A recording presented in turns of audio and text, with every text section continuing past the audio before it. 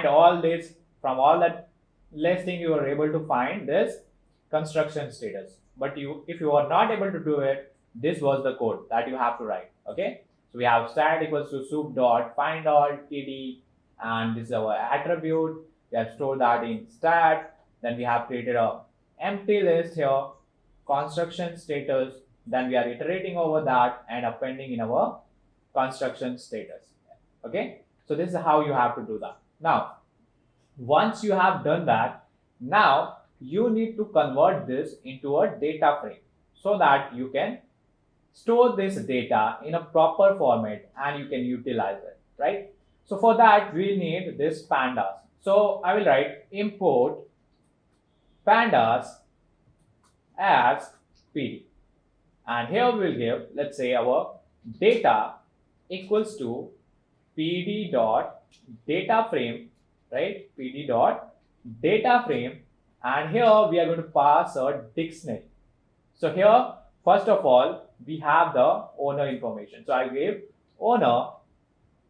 So this is our key, right? It will be served as our column name, owner, and we have a list, right? We have this list about all the owners.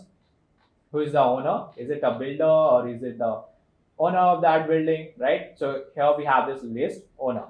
So here we will pass this owner.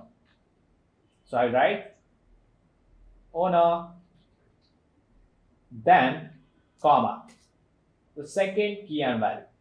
So after owner, what do we have? So after owner, we have script this number of BHK. So let's just copy it. Let's scroll down, go down, and here I will just write number of BHK, right? Number of BHK, and we have this list BHK, right? Number of BHK, comma. Now next, what do we have? We have locality, right? So locality and the list where we have scraped the data and kept in our list, right? So we have this locality. This is our locality. We have Patti, Miapur, and all that. So let's just copy it. Let's go down, and here we will paste this again, right? So you have done the hard work. You just need to copy and paste everything. You need to make certain changes. We are just formatting it so that we can store this in a data frame and we can use it. So after locality, what do we have script here? So after locality, we have script the prices. So here we will write price, and here we have price list. Okay. Then after price, what do we have? We have the area, right? After price, we have area in square foot. So here we'll give area, and we have this list, which is area underscore SQFT.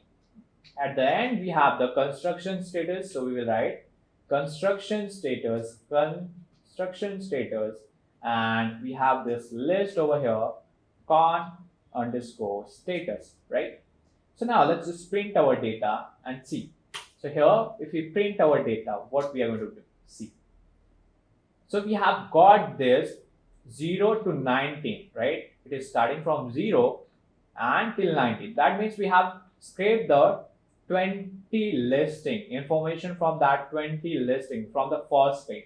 So this is your owner information, the number of BHK, what was the locality, what is the price, what is the area of that apartment, what is the construction status, and all that. So this is just from your very first page. We have scraped the data and we have kept this in pandas data frame. But let's say not just from one page. We want to scrape this data from multiple pages, as there are 59,000 such listings, right?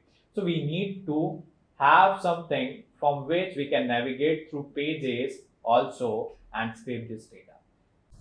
I hope you have enjoyed watching it. If you have liked our content, please do hit like button and do subscribe to our YouTube channel for more useful content and exciting updates. If you want to learn such practical content at an affordable cost with Microsoft certification and instructor support, please register at academy.codegnan.com. You can also download app from Play Store as CodeGnan.